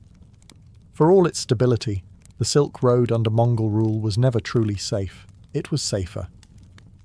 That distinction mattered. The Mongols reduced chaos, but they did not eliminate risk.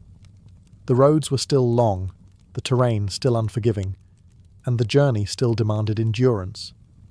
Deserts stretched endlessly, where a single mistake could mean death by thirst. Mountain passes remained treacherous, with narrow paths and sudden storms turning travel into a test of survival. Nature did not recognize empire. And then there were the human risks that lingered beneath the surface. While banditry was punished harshly, it did not vanish completely. Some regions remained more difficult to control than others, especially at the edges of the empire. Authority weakened with distance, and in those spaces, danger could return quickly. A caravan might travel for weeks in relative security, only to encounter uncertainty as it moved farther from the centers of power. There were also political tensions. The Mongol Empire, despite its vast reach, was not entirely unified. Different regions were governed by different branches of the ruling family. While they shared a common origin, their interests did not always align perfectly. At times, these divisions created friction, subtle at first, but capable of affecting trade. Routes could shift, permissions could change. Stability, while present, was never guaranteed. And beyond all of this, there was another danger, one that did not arrive with weapons or visible force. Disease. As people and goods moved more freely across Eurasia, so did illness. The same networks that allowed trade to flourish also created pathways for contagion.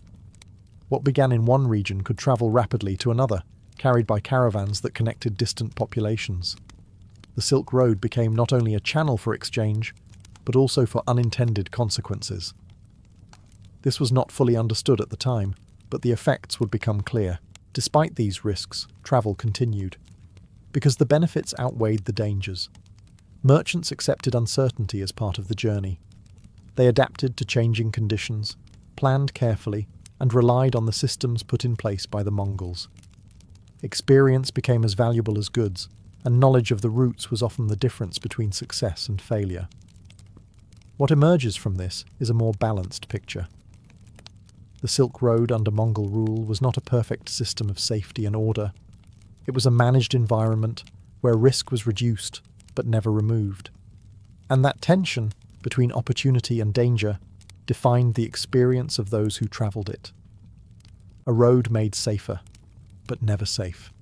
As goods, people, and ideas continued to move across the Silk Road, something subtle began to change. Distance started to lose its meaning, not physically. The journey was still long, still demanding, still measured in months or even years. But conceptually, the world began to feel more connected, more reachable than it ever had before. Under Mongol rule, regions that had once existed in relative isolation were now linked through repeated contact. A merchant in Central Asia could become familiar with markets in China. A traveller from Europe could reach the court of Kublai Khan. Information about distant lands no longer remained entirely distant. It circulated. This circulation created a shift in awareness. People began to understand that the world extended far beyond their immediate surroundings, not as an abstract idea, but as something tangible. Foreign goods were no longer rare curiosities.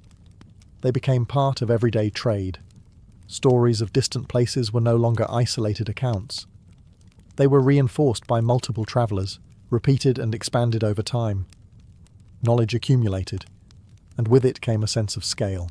The Silk Road did not erase differences between cultures, but it made those differences visible.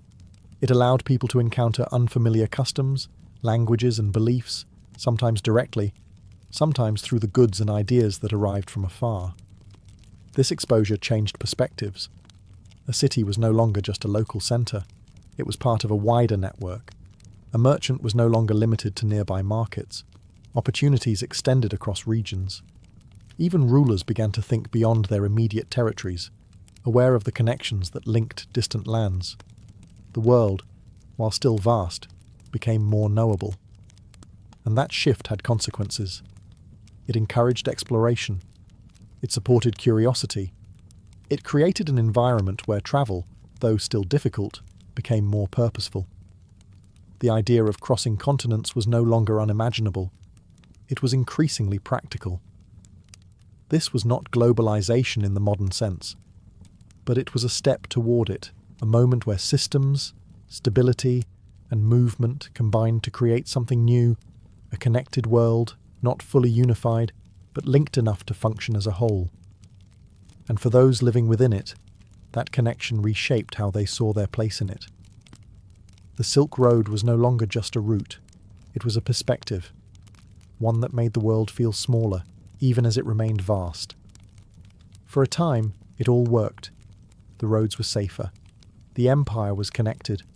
Goods moved, ideas spread, and the world, at least across Eurasia, felt more linked than ever before. The Silk Road under Mongol rule became something rare in history, a system where distance, though still vast, no longer prevented exchange. But systems like this depend on one thing above all else: stability. And stability, especially across an empire this large, is never permanent. The Mongol Empire had been built through expansion, held together by authority, and maintained through careful control. But over time, that control began to weaken.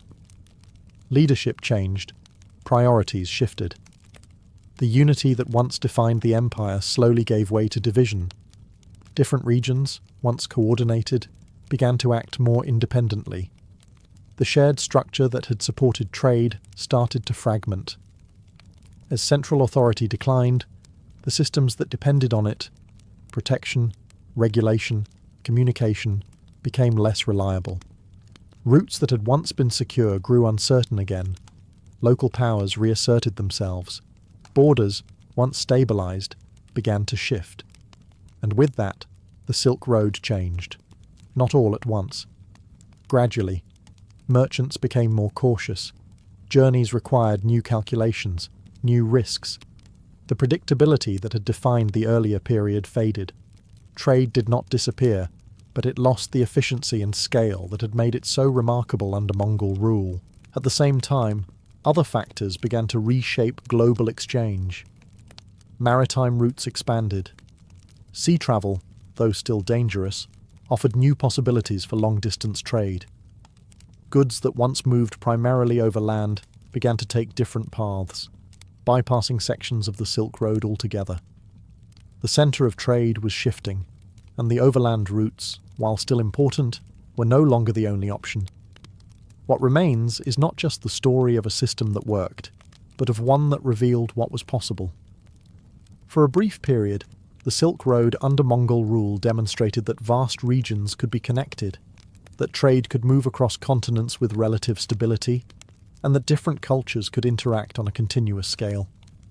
It did not last, but it did not need to, because its impact continued, influencing how later systems of trade and connection would develop.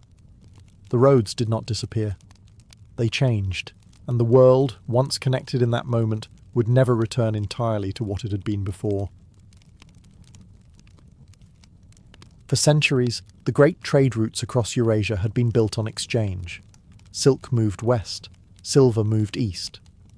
Ideas, beliefs, and technologies travelled in both directions, carried by merchants who acted less like conquerors and more like connectors. Even when empires rose and fell, the basic principle remained the same. Trade was a balance. But by the 18th century, that balance began to shift. The routes themselves had not disappeared.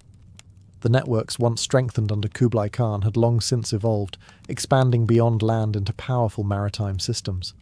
Ships now carried goods across oceans, linking continents more efficiently than caravans ever could. And yet, the logic of the Silk Road still lived on. Only now it was being used differently. European powers, particularly the British East India Company, found themselves facing a frustrating reality. Trade with China was not equal. Under the Qing dynasty, Chinese markets operated on their own terms. European goods were not in high demand, but Chinese goods, especially tea, were. This created a problem that could not be ignored. Silver. European traders were paying for Chinese goods almost entirely in silver, and over time, that flow became one-sided. Wealth was leaving Europe and entering China at a scale that began to worry policymakers and merchants alike. Trade, once balanced, was now draining. An imbalance creates pressure. The solution that emerged was not immediate, but it was deliberate. If Europe could not find something China wanted, it would introduce something China could not easily resist. That something was opium, produced in large quantities in British-controlled India. Opium became the key to reversing the flow of silver. It was not originally part of traditional large-scale trade networks. It was introduced into them, gradually at first, then with increasing intensity. At first, it seemed like just another commodity, another product moving along familiar routes. But it was different. Unlike silk or spices, opium did not simply satisfy demand. It created it. Its effects ensured that once it entered a market, it did not leave easily. What began as a trade solution quickly became something more complex, more dangerous. The roots that once connected cultures were now being used to reshape them, and as the volume of opium increased, so did the consequences. Trade was no longer just about exchange. It was becoming a tool, one that would transform entire societies and lead to conflict that could no longer be avoided. Once opium entered the system, it did not remain a minor trade item for long. It spread. At first, its presence in China was limited, controlled, almost incidental. Opium had existed before, used in small quantities for medicinal purposes. It was not new. What was new was scale and intent. The British East India Company did not stumble into this trade. It organised it. In British-controlled India, particularly in regions like Bengal, opium production was expanded, regulated and standardised.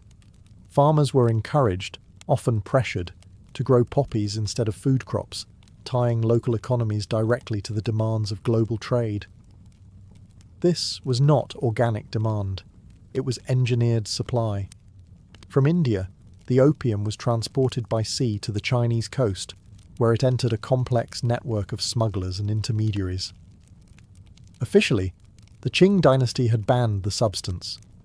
The state recognized the danger early and attempted to control it, but prohibition created opportunity. Foreign merchants could not legally sell opium in Chinese ports, so they adapted. Ships anchored offshore. Transactions were conducted in secret. Chinese traders took the risk of transporting the drug inland, where demand was beginning to grow, and that demand did not need much encouragement. Opium's effects were immediate and powerful. It created dependence, and dependence created repeat consumption. What had once been a controlled substance became a habit, and then, for many, a necessity. The market expanded rapidly. Silver, which had once flowed steadily into China, began to reverse direction. Chinese consumers now paid for opium with the same currency that had previously supported their economy. The imbalance that had troubled European traders was being corrected, but at a cost that extended far beyond economics. What made this trade particularly effective was its structure. The British did not need to distribute opium directly across China. They only needed to ensure its steady arrival at the coast. From there, local networks handled the rest. The system sustained itself, driven by profit and reinforced by addiction. And as it grew, it became harder to control. The Qing government issued edicts, enforced bans, and attempted to limit the spread. But the combination of foreign supply and internal demand proved difficult to contain. Corruption within local administrations further weakened enforcement, allowing the trade to continue despite official opposition. This was no longer a simple exchange of goods. It was a cycle. Production fed supply. Supply fed demand. Demand fed profit. And profit ensured that the system would continue. The Silk Road, in its earlier form, had connected distant worlds through mutual interest. This new system connected them through dependency. And it was only just beginning. As the opium trade expanded, the consequences became impossible to ignore. What had begun as a controlled introduction was now a widespread problem.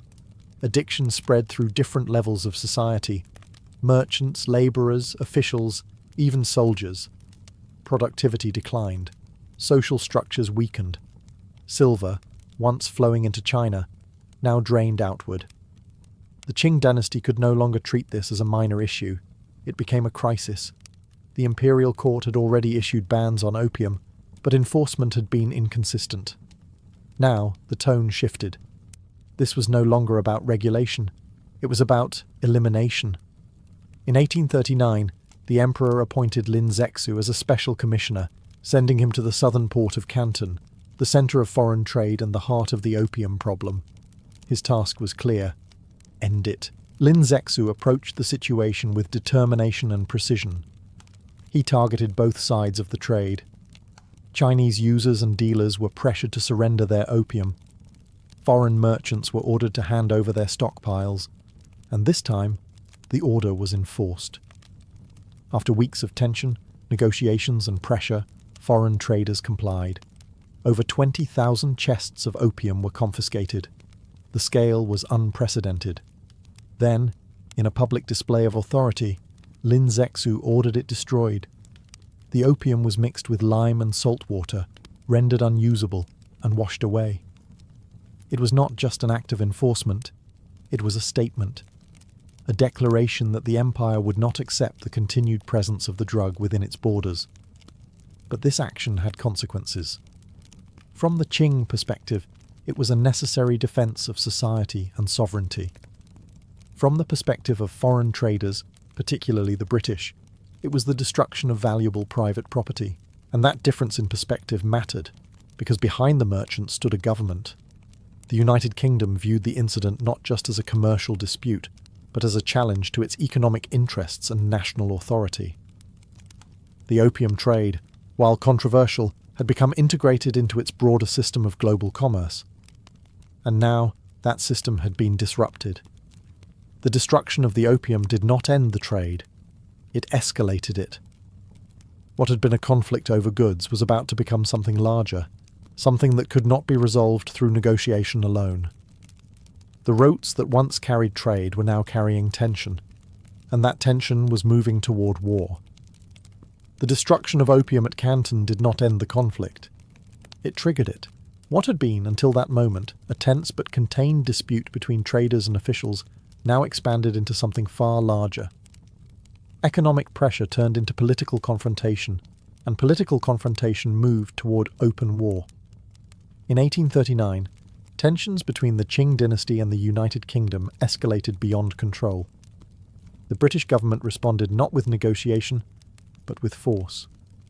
This marked the beginning of the First Opium War. For the Qing Empire, the conflict was unexpected in both scale and nature. China had long viewed itself as a dominant power in its region, accustomed to managing foreign relations on its own terms. The idea that trade disputes could lead to a full-scale military response from a distant power was not fully anticipated. But Britain operated differently. Its naval strength, built through years of expansion and technological development, allowed it to project power far from its own shores. Warships arrived along the Chinese coast, bringing a form of warfare that the Qing forces were not prepared to counter effectively. The imbalance was immediate. British ships, equipped with advanced artillery, could strike from a distance with precision. Chinese defences, designed for different kinds of conflict, struggled to respond.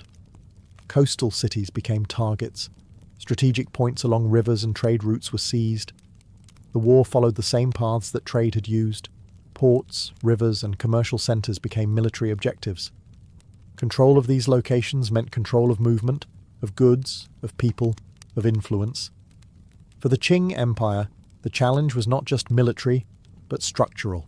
The systems that had once supported internal stability were not designed to confront an external force operating with different technology and tactics.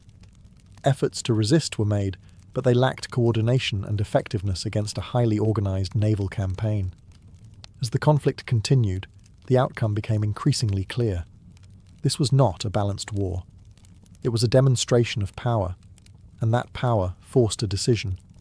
By 1842, after a series of defeats and the continued pressure of British forces, the Qing government moved toward negotiation. The war had reached a point where continuation offered little chance of reversal. The Treaty of Nanjing followed. It marked the end of the conflict, but not the end of its consequences. What began as a trade dispute had reshaped the relationship between China and foreign powers. The Silk Road, once a network of exchange, had become something else entirely, a path not just for commerce, but for conflict. The war ended, but not in a way that restored balance. It ended with terms. In 1842, following defeat in the First Opium War, the Qing dynasty was forced to sign the Treaty of Nanjing with the United Kingdom. It was not a negotiation between equals, it was an agreement shaped by pressure. The treaty marked a turning point, not just for China, but for the entire structure of global trade. It did not simply end a war, it redefined how foreign powers would operate within Chinese territory. One of the most immediate changes was the opening of ports. Cities such as Shanghai, Canton, and others were designated as treaty ports, where British merchants could trade freely. These were no longer controlled entry points managed entirely by the Qing state. They became spaces of foreign presence, governed by new rules, and those rules were different. British citizens in these ports were granted extraterritorial rights. This meant they were not subject to Chinese law, but to their own. Legal authority, within certain areas, shifted away from the Qing government. Control, once centralized, began to fragment. The treaty also included the cession of Hong Kong to Britain. This provided a permanent base for trade and military presence, a foothold that extended beyond temporary access. Trade was no longer just passing through China. It was settling within it. Perhaps most importantly, the treaty altered the structure of commerce itself. Tariffs were fixed, limiting the Qing government's ability to control pricing and protect its own markets. Foreign goods could enter under conditions that favored external interests. The balance of trade, already disrupted, shifted further. While the treaty did not explicitly legalize opium, it created conditions in which the trade could continue more openly. Enforcement became more difficult. Foreign merchants operated with greater security. The systems that had once attempted to restrict the flow of opium were weakened. And so the trade expanded.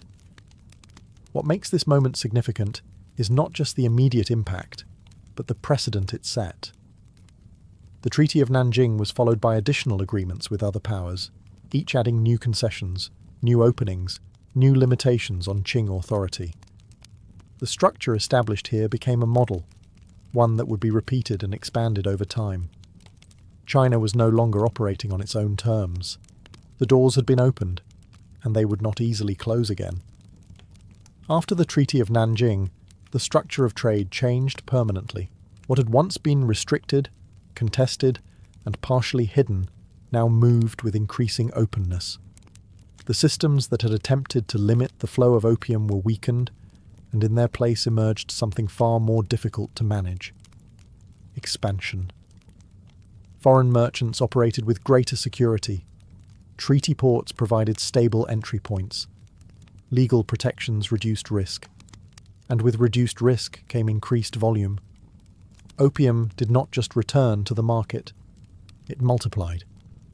By the mid-19th century, the scale of the trade had grown beyond what earlier officials had faced. What had once been measured in thousands of chests now reached levels that strained the ability of the Qing dynasty to respond effectively. The problem was no longer isolated, it was systemic. Addiction spread further into society, affecting not just individuals, but institutions. Officials tasked with enforcing restrictions were sometimes themselves involved in the trade. Corruption increased, enforcement weakened. The lines between legal and illegal blurred. The state still issued prohibitions, but prohibition without control is limited. Attempts were made to strengthen enforcement, to regulate ports more strictly, to limit distribution. Yet each effort faced the same obstacle. The trade was now embedded within a broader system of global commerce. It was no longer external, it was internal. At the same time, foreign demand for Chinese goods continued, and the economic incentives driving the opium trade remained strong. The system had reached a point where multiple forces, profit, dependency, and weakened authority, worked together to sustain it. Stopping it would require more than policy. It would require structural change, and that change was difficult to achieve. The Qing government found itself in a position where action carried consequences, but inaction carried others. Restricting trade risked further conflict with foreign powers, allowing it to continue deepened internal instability. There was no clear solution, only choices between difficult outcomes.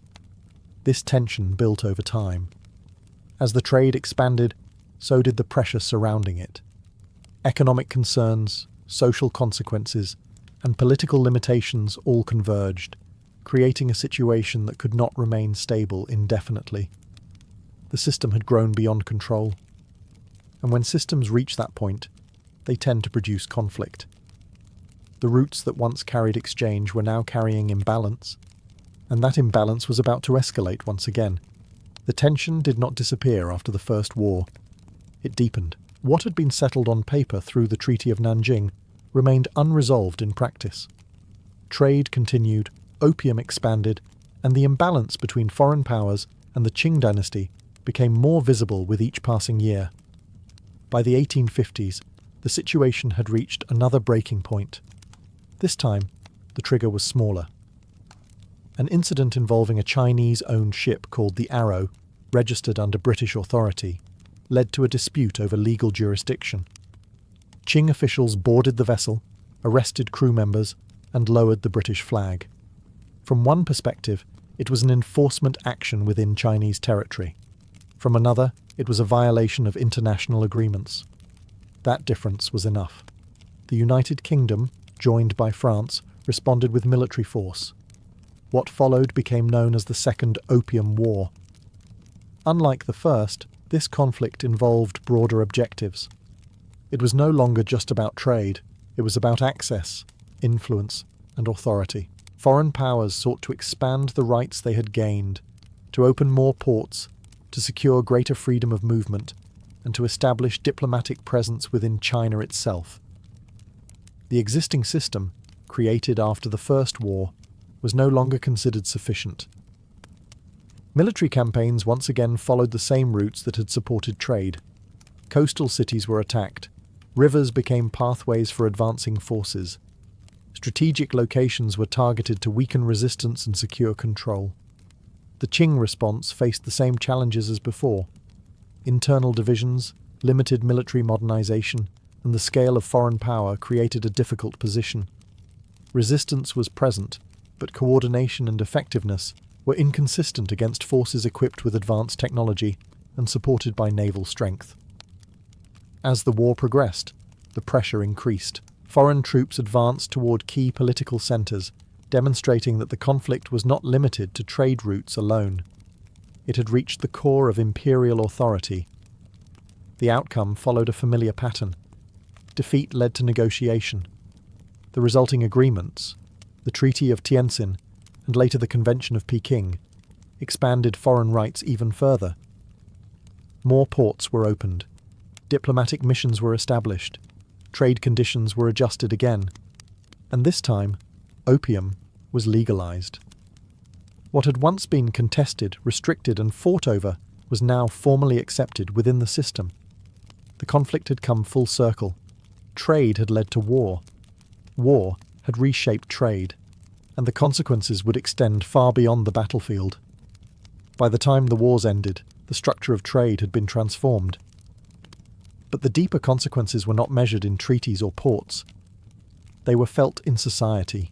The expansion of the opium trade, combined with the outcomes of the conflicts, left lasting effects across the Qing dynasty. What had once been a controlled substance had become widely available, and its impact reached into daily life. Addiction was no longer limited to isolated groups. It spread across different levels of society, urban and rural, wealthy and poor. The effects were not always immediate, but over time they accumulated. Productivity declined in certain sectors. Households were affected. Resources that might have supported families or local economies were redirected. The consequences were gradual, but they were persistent. At the same time, the authority of the Qing state weakened further. The outcomes of the wars had introduced new pressures: foreign presence in key cities, limitations on control over trade, and legal structures that operated outside traditional systems. Governance became more complex. Officials had to navigate a system where foreign and domestic interests overlapped, often without clear boundaries. Enforcement of laws was no longer uniform. In some areas, authority remained strong. In others, it was fragmented. This inconsistency affected stability. Economic changes added another layer. The continued flow of silver outward, combined with internal challenges, contributed to financial strain. Local economies adjusted unevenly. Some regions adapted to new forms of trade, while others experienced disruption. The effects were not identical everywhere, but they were connected. Social tensions increased.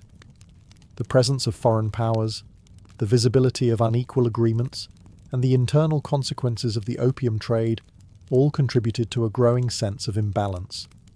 Resistance did not always take the form of direct conflict, but it existed in attitudes, in local actions, in broader movements that would emerge later.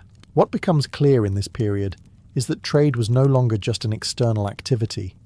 It had become internal. Its effects were not limited to ports or markets. They shaped institutions, communities, and daily life. The Silk Road, in its earlier form, had connected regions through exchange.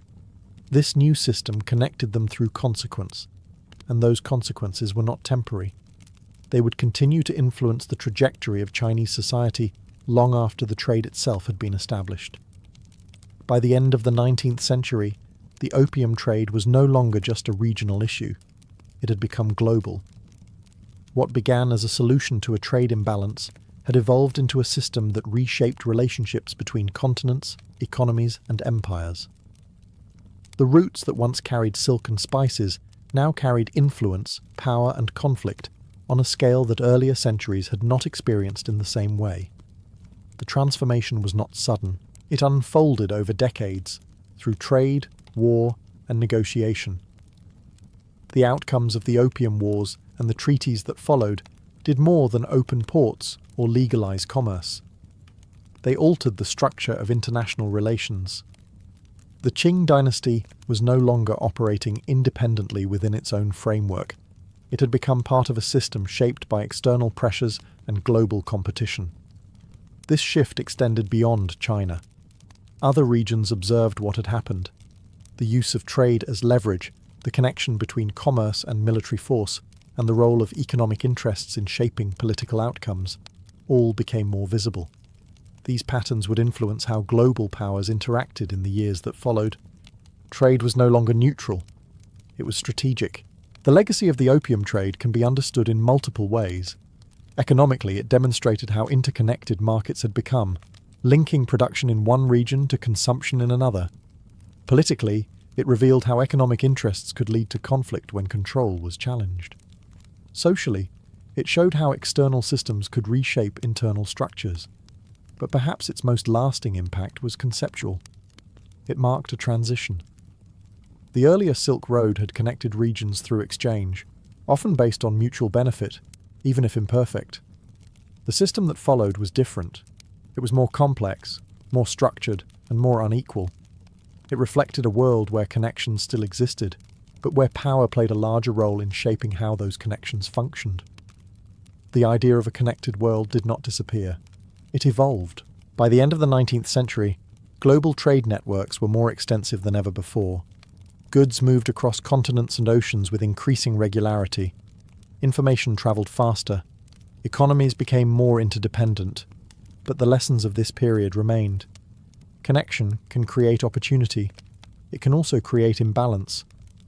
The routes that once unified regions continued to exist, but they no longer represented the same kind of exchange. They had been reshaped, and the world, now more connected than ever, carried the consequences of that transformation forward.